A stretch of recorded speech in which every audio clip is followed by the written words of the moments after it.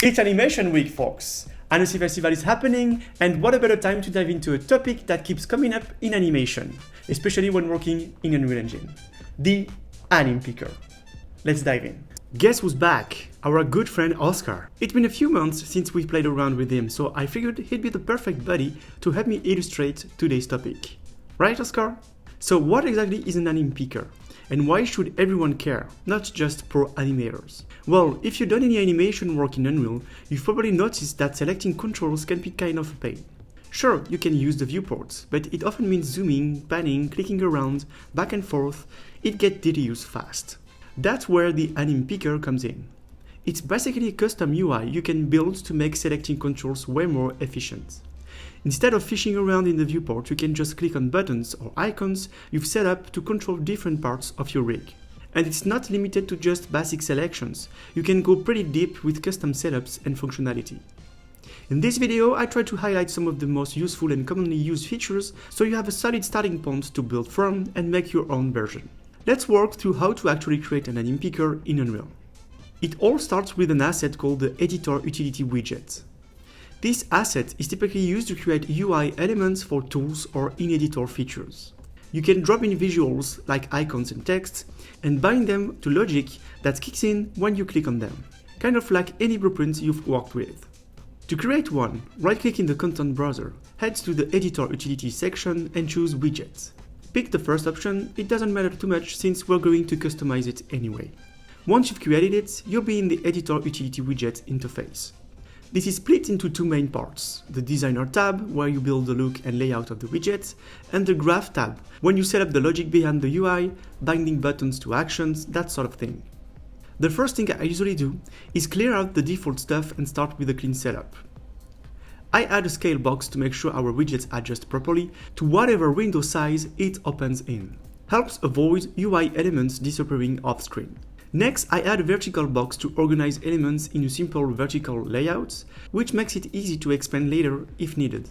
And finally, I throw in a canvas panel as a base layer. It lets me group and position UI elements easily, which is super handy if you're building something more complex down the line. You can tweak things like padding and alignments right there in the UI settings to get everything looking just right. And that's the basic structure. From here, it's just a matter of adding whatever elements you want, buttons, icons, whatever, and hooking them up with your logic. Let's start by adding a border and a title to our Anim Picker. You can simply drag and drop UI elements into the designer and organize them in the hierarchy panel. Once an element is selected, all its settings show up on the right in the details panel.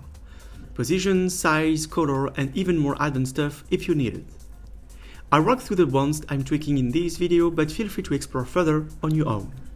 Now, a quick but really important note about anchors. There's the first thing you'll see in the details panel when selecting a widget element, and they're super helpful. Anchors let you place elements more efficiently without needing to manually set positions every time.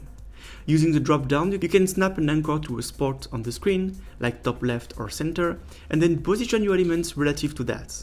It saves a lot of trouble, trust me. You can still manually adjust the transform and size if needed, but keeping your anchors in mind will help keep everything responsive and tidy. Let's go ahead and add our title using a simple text element. Most of the customization for this is done in the content and appearance sections of the details panel. Cool, that gives us the visual base of our widget. But how to actually run this thing? If you double-click the widget in the content browser, you'll just open the editor view. To actually use it, right-click the widget assets and choose Run Editor Utility Widgets. That will pop it up and let you testing everything you set up, including any logic or bindings you've added. Alright, now let's get into the core logic behind our Anim Picker. Since working with controls tied to a control rig, we only be able to interact with them properly when a level sequence is open and running. So that's exactly the kind of setup we need to reference in our widgets: a sequencer plus a rig. Let's keep our level sequence with Oscar and his control rig open in the background as we build this. First step, we want the picker to know which character it's working with, especially if there are multiple characters in the sequence. To do that, we'll use a combo box from the palette. Just drag it in the layout and position it wherever you want. Give it a meaningful name, it makes things easier to manage later. And don't forget to check the isVariable box at the top of the details panel here. That's what makes it accessible in the graph. Now heading over to the Graph tab. Just like regular blueprints, we'll use events to drive our logic. We're going to start with the event constrict. This one runs when the widget opens, so it's perfect for setting things up. On the left side, you'll see our renamed combo box. It should now show up as Rig Picker or whatever name you gave it. Drag it into the graph as a getter. The goal here is to make this combo box reflect the available rigs or characters you might want to work with. First, we want to clear any previous options, so we're starting fresh. To do that, grab a Clear Options node of the Rig Picker. Once it's cleared, we can add a new option using the Add Option node. Just pass in a string like known or select a rig as your default message.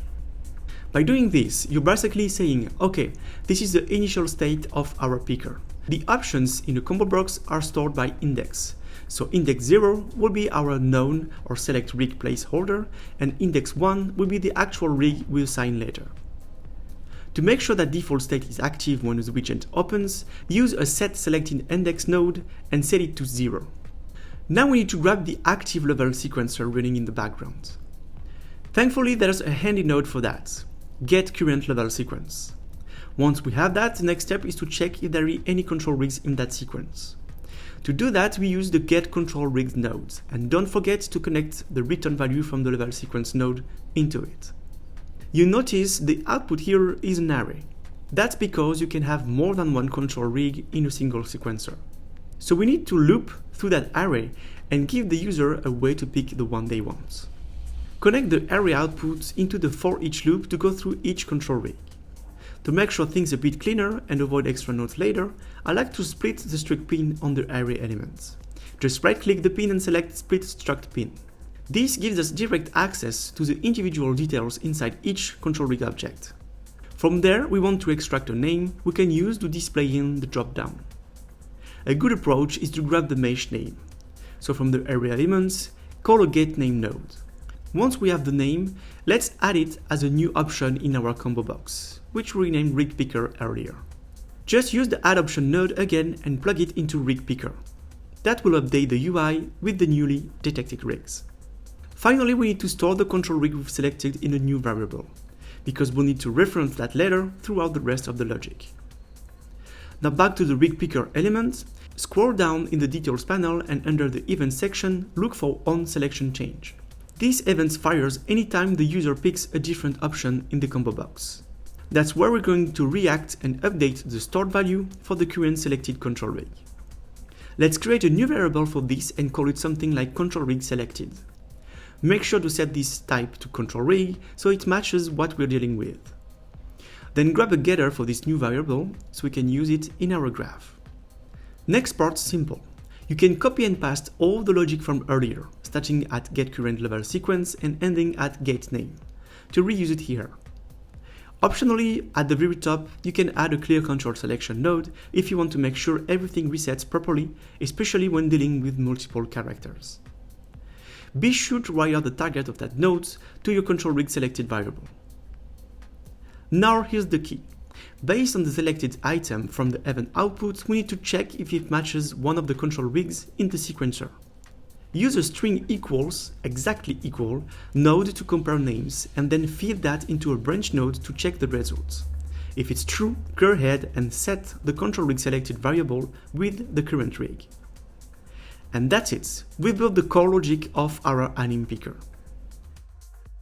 Honestly, this is the trickiest part. Everything from here on will be much straightforward and repetitive. Let's test it. Head back to the scene and run the widgets. You can dog the window if you want. Open the combo box and there it is. You should now see your characters based on the active level sequence. Awesome, let's keep going now. Alright, now that the base is set up, let's talk about what we really came here for. How to actually select control using our UI. The good news, it's way simpler than the initial logic. Let's jump back into the Designer tab and add a button with some text. A useful tip here. Name your button exactly like the control it's supposed to trigger. This will make things much easier when it comes to name matching in the graph. Also, make sure to check the variable box in the Details panel so we can access this button from the graph. Now hop over to the Graph tab. Grab the variable for your button. In our example, we use head_control. In the event section, add the onClicked event for this button. Drag in both your head_control variable and your control rig selected variable into the graph. Then, all we need are two key nodes, clear control selection and select control. And that's it. Plug the control rig selected into the target of both nodes. Now to target the specific control, we grab the display name from the button variable. Since we named the button the same way as the control, we can just use getDisplayName and it will match automatically. The system even handles the string to name conversion for us behind the scenes, so no need to worry about formatting. Let's test it. Head back to your scene, run the widgets and click the button. Boom, it works clean and easy. Now that's your core logic, but I want to show you some other handy examples you probably need at some point. Select all, deselect all, and multi-select setups. Let's fast forward a bit. Imagine a slightly more polished version of the widget. You've got a cleaner layout, maybe a few images, like the little portraits we dropped in for our buddy Oscar. But don't worry, the logic is exactly the same. Buttons, text, and just a few extra tricks. Let's dive into the Graph tab and work through these other use cases. Select all controls. If you want to select all the controls in your rig at once, for example, to reset everything to a reference pose, you can use the same logic, but wrap it inside a for each loop. Here's how. Start with a node that gathers all controls from your rig. Loop through them with for each. Inside the loop, plug into select control for each one. Let's test it, and as you can see, it works like a charm. Deselect all controls. This one even simpler. Just hook up a clear control selection node to a button clicked event. Done. That's all it takes. Now let's talk about multi-control selection where you want to grab a specific chain of control, say Oscar's tail. To make things cleaner and more efficient, I created a function to handle the control selection logic. This keeps our graph tidy and makes reuse a breeze. Here's the approach. Make sure your variables are named consistently. This is crucial for correct name matching. Gather the relevant control names into a make array node. Loop through that array with for each and pass each name to your selection function. With this setup, you can select an entire chain like Oscar's tail with a single click. And if you ever tried clicking those controls manually in the viewports, you know this is a huge time saver. Okay, now let's look at the final and maybe the most important feature of any Anim Picker: multiple selection and deselection. Here we're talking about shift selecting multiple controls and using control to deselect individual ones from that group. This kind of functionality is super useful when animating. It gives you speed and flexibility. To make this work, I use two special override functions from UMG, on key down and on key up. These are exactly what they sound like. They detect when a key is pressed and when it's released. Let's start with on key down. Here I created two Boolean variables, one for left shift and one for left control. When the function detects that I've pressed one of these keys, I set the corresponding Boolean to true. Simple and clean. Then on key up, we do the opposite.